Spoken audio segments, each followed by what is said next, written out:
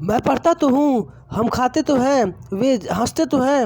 उतावला हो रहा हूँ ऐसे सेंटेंसेस को ट्रांसलेट करने के लिए, लेकिन करूँ तो क्या करूँ। ऐसे सेंटेंस मुझे पता ही नहीं है कैसे ट्रांसलेट किए जाते हैं। तो इसको ट्रांसलेट करके मैं इंग्लिश में इसका जवाब दूँ तो आप लोगों को ये भी नहीं पता होता है। अगर फ्यूचर में किसी को कुछ कहना है तो वह सोती तो होगी, वह इसे चाहती तो होगी, राम गाते तो होंगे। ऐसे भी बहुत सारे सेंटेंस हमारे लाइफ में आते हैं और इसको हम लोग ट्रांसलेट नहीं कर पाते हैं। तो इसको ट्रांसलेट करने के लिए हम लोग क्या करें, कैसे हम लोग इसको सीखें, ट्रांसलेट कैसे होगा इसका। तो आइए आज हम लोग अपने चैनल के माध्यम से इस सारे सेंटेंसेस को हलवा बना के इसको खींचा बना देते हैं, कैसे इसको हम लोग ट्रांसलेट बनाते हैं। तो भी एग्जांपल्स को देखे हैं, ये सभी एग्जांपल्स इम्पैथिक सेंटेंस के अंतर्गत आते हैं।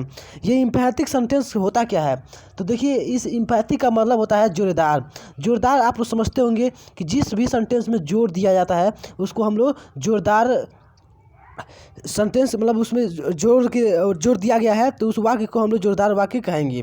तो इसमें देखिए रूल है, जो इसमें तो आता है यही इसमें जोर दिया जा रहा है। तो इस पर रूल देखेंगे, नियम तो वाले सेंटेंस के लिए, यानी कि जो आप लोग इसमें कई टाइप से आते हैं सेंटेंस। जो तो वाला है उसमें देखते हैं प्रेजेंट पास्ट फ्यूचर तीनों टेंसों में देखेंगे इसका रूल क्या है, कैसे कैसे हम लोग लगाते हैं। तो सबसे पहले देखेंगे आप लोग प्रेजेंट में, इसको हम लोग प्रेजेंट में सब्जेक्ट प्लस डू या डज प्लस वर्ब और प्लस ऑब्जेक्ट लगा देते हैं। क्रिया का फर्स्ट फॉर्म होता है, आप लोग ध्यान दीजिएगा। फिर पास्ट में देखेंगे subject plus did plus verb plus object, यह इसका पास्ट में होता है। फ्यूचर में देखेंगे तो सब्जेक्ट प्लस विल हैव या shall have plus verb plus object, ये इसके रूल होते हैं। तो प्रेजेंट पास्ट फ्यूचर आप लोग इसके तीनों रूल्स याद कर लीजिएगा। ये तीनों जो रूल है यही आपको सेंटेंस बनाने में प्रयोग किया जाएगा। तो चलिए हम लोग इसके सेंटेंस को बनाते हैं, कैसे कैसे ये पूरे सेंटेंस बनेंगे। तो चलिए दो वाले वाक्यों को हम लोग बनाते हैं। तो यहाँ पे हमारा जो सबसे पहला एग्जाम्पल प्रेजेंट में है, वह पहला हम लोग का एग्जाम्पल लिए थे, मैं पढ़ता तो हूँ। तो इसका जो ट्रांसलेट होगा, इसमें सबसे पहले आप लोग ध्यान देंगे सब्जेक्ट क्या है, सब्जेक्ट मैं, इसका आई हो जाएगा। और मैं पढ़ता हूँ तो इसमें आपका जो इसका क्रिया लगेगा वह डू, और इसमें जो वर्ब है वह रीड हो जाएगा। तो इस तरह से हमारा आई डू रीड, मैं पढ़ता तो हूँ, आई डू रीड कहीं भी आप लोग बोल सकते हैं। तो हमारा जो दूसरा इसका सेंटेंस है, एग्जाम्पल जो हम लोग लिए थे, वह हम खाते तो हैं। तो इसका ट्रांसलेट क्या होगा, तो इसमें देखिए सब्जेक्ट हमारा वी और खाना का इंग्लिश डू ईट, और इसमें जो हम लोग का हेल्पिंग वर्ब रहेगा वह डू रहेगा। तो इस तरह से इस सेंटेंस का जो हमारा इंग्लिश ट्रांसलेट होगा वो वी डू ईट। तो हम खाते तो हैं, वी डू ईट, आप लोग ऐसे बोलेंगे। तो इसी तरह से जो हम लोग तीसरा एग्जांपल लिए थे वो लिए थे वे हंसते तो हैं। तो इसमें देखिए वे का इंग्लिश दे हो जाएगा। इसमें भी जो हेल्पिंग वर्ब रहेगा वह भी बहुवचन का ही रहेगा, मतलब प्लूरल का ही रहेगा। तो वहाँ पे डू हो जाएगा और हंसना का लाफ हो जाएगा। तो इसका जो ट्रांसलेट होगा वह दे डू लाफ। तो इसका भी पूरे प्रेजेंट के तीन सेंटेंस हम लोग एग्जाम्पल में लिए थे, ये तीनों हो जाएंगे। पहले मैं पढ़ता तो हूँ तो आई डू रीड, हम खाते तो हैं तो वी डू ईट, वे हंसते तो हैं तो दे डू लाफ। तो इस तरह से प्रेजेंट का कंप्लीट हो गया। चलिए हम लोग पास्ट में देखते हैं, पास्ट में हमारा जो एग्जाम्पल ट्रांसलेट था वो देखते हैं। तो यहाँ पे जो हम लोग का सबसे पहला एग्जांपल लिए थे वह गाती तो थी।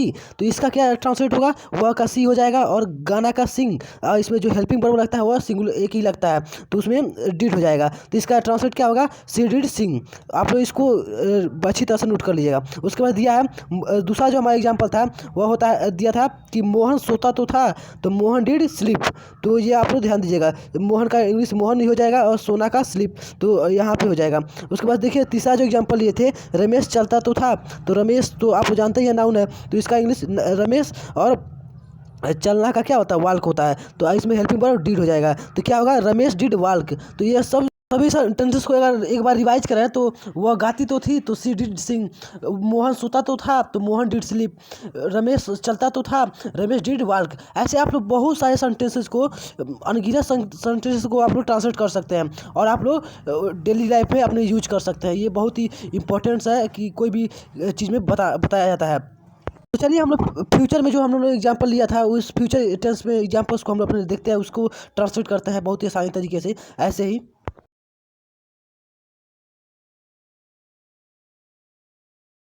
तो हम लोग फ्यूचर टेंस में जो हमारा सबसे पहला एग्जांपल था वह सोती तो होगी। तो सबसे पहले आप लोग बहुत ही इंपॉर्टेंट, बहुत ही अच्छी तरह से आप लोग समझेंगे कि ये सारे एग्जांपल जो हम लोग सॉल्व कर रहे हैं तो ये सिर्फ सबसे थोड़ा सा हार्ड होता है वह फ्यूचर में होता है। तो फ्यूचर में थोड़ा सा और भी उस तो गहराई से समझ के हम लोग बनाएंगे। तो फ्यूचर में देखिए वह सोती तो होगी, तो इसमें आप लोग विल और शैल दो चीज़ का प्रयोग करना है। या तो इसमें शैल को तो बहुत कम मात्रा में प्रयोग किया जाता है, अब तो उसका प्रयोग नहीं हो रहा है। तो विल आप लोग ध्यान दीजिएगा, विल हैव यहाँ पे आएगा, शैल हैव आता है। तो विल हैव केवल आप लोग प्रयोग किया जाएगा बहुत अच्छी तरह से। और सभी में आप लोग जानते हैं सभी सिंपल के चल रहे हैं तो सबका क्रिया का फर्स्ट फॉर्म लगता है। तो यहाँ पे देखिए वह सोती तो होगी, तो इसमें वह का सी और सोना का स्लीप। तो यहाँ पे क्या होगा, सी विल हैव स्लीप। आप लोग इसको अच्छी तरह से याद रखिएगा, सी विल हैव स्लीप। अब उसके बाद देखिए जो हमारा दूसरा एग्जांपल था वह इसे चाहती तो होगी। तो इसका क्या होगा इंग्लिश आप लोग जानते हैं, वह का सी ही होगा और इसे का दिस हो जाएगा। कोई भी मान लीजिए ऑब्जेक्ट कोई मतलब वस्तु है तो इसे दिस हो जाएगा। और कोई आदमी को अगर बताया जा रहा है तो ही हो जाएगा यहाँ पे, क्या कोई पुरुष को बताया जाएगा। तो उसके बाद से चाहना क्या होता है, वांट। वांट में आप लोग जानते ही हैं। उसके बाद से ये पूरे अगर सेंटेंस को बनाए इंग्लिश में तो होगा she will have want to this, यानी कि इसको चाहती है, या टू नहीं भी लगा सकते हैं। तो इस तरह से आपका ये दूसरा एग्जांपल बना। तीसरा एग्जांपल हम लोग देखते हैं, राम गाते तो होंगे।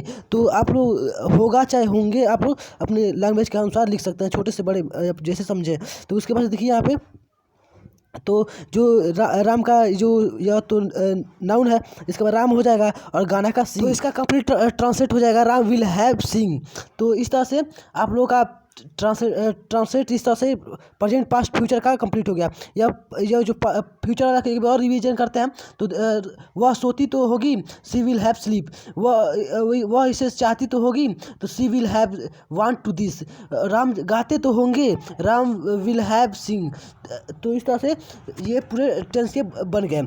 अब इसमें और आप भी लोग इस तरह से और भी चाहते हैं इसको बनाना तो आप लोग ऐसे ही ट्रांसलेट कर सकते हैं। आपको नियम लिखवा दिया गया है। आप तो यहाँ पे नियम को आप लोग अच्छी तरह नोट कर लीजिएगा और इसी टाइप से आप लोग टेंस बनाते रहिएगा बहुत ही अच्छी तरह से। तो आप लोग ऐसे और भी वीडियो चाहते हैं, इम्फैटिक अभी बहुत टाइप से होते हैं। ये तो वाले थे, एक होता है कि यहाँ पानी ही पानी है, और भी बहुत सारे ऐसे एग्जांपल्स आते हैं।